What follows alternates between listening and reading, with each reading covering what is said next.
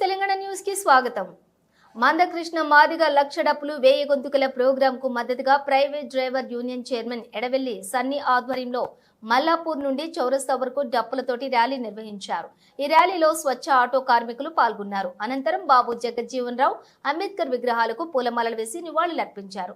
కొన్ని అనివార్య కారణాల వల్ల లక్ష డప్పులు 1000 గొంతుకల ప్రోగ్రాం వాయిదా పడినప్పటికీ మందకృష్ణ మాదిగ మీటింగ్ ఎప్పుడు తలపెట్టినా లక్షలాది మందిగా తరలివచ్చి ఆయనకు మద్దతు తెలుపుతామని సన్నీ తెలిపారు. కొందరు ఏబిసిడి వర్గీకరణ వ్యతిరేకించినప్పటికీ ప్రభుత్వం సానుకూలంగా స్పందించి వర్గీకరణకు మద్దతు ఇచ్చినందుకు ప్రత్యేక ధన్యవాదాలు తెలిపారు. ఈ కార్యక్రమంలోని చుక్కా శ్రీను, రాజు, సూరి, శివ, నవీన్, పకీరప్ప తదితరులు ఉన్నారు.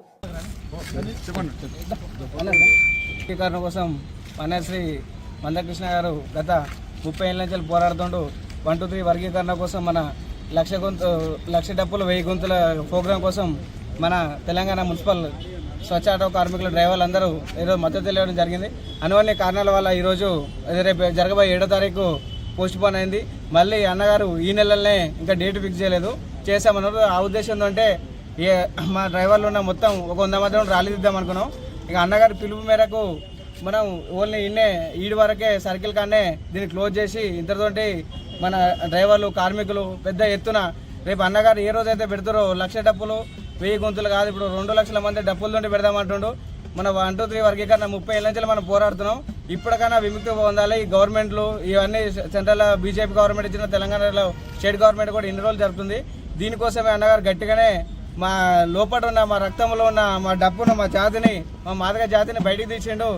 మనకి అన్న గురించి మా కార్మికులు మా డ్రైవర్లు చెత్త కార్మికులు ప్రతి ఒక్కరు అన్న అడుగు జారాలో నడసామని ఈ సభాముఖంగా మీ అందరూ తెలియజేయడం జరుగుతుంది. ఇంకో విషయం ఏంటంటే ఎన్నడున్నా ఈ వేరే వాళ్ళు చాలామంది 1, 2, 3 వర్గీకరణను ఆపుదామని ఎంత ట్రై చేసినా కానీ అది పక్క అయిపోతుంది. ఆల్రెడీ అందరికి తెలిసిపోయింది, అయిపోయిన రేపు లక్ష డప్పులు అనగానే ఆల్మోస్ట్ గవర్నమెంట్ కూడా భయం పుట్టింది. రేపు అన్నగారు మళ్ళీ పిలుపు మేరకు 2 లక్షల డప్పులతోటి 2000 మంది గొంతుకలతోటి భారీ ఎత్తున సభ పెడతానికి కూడా అన్న రంగం సిద్ధం చేస్తుండు.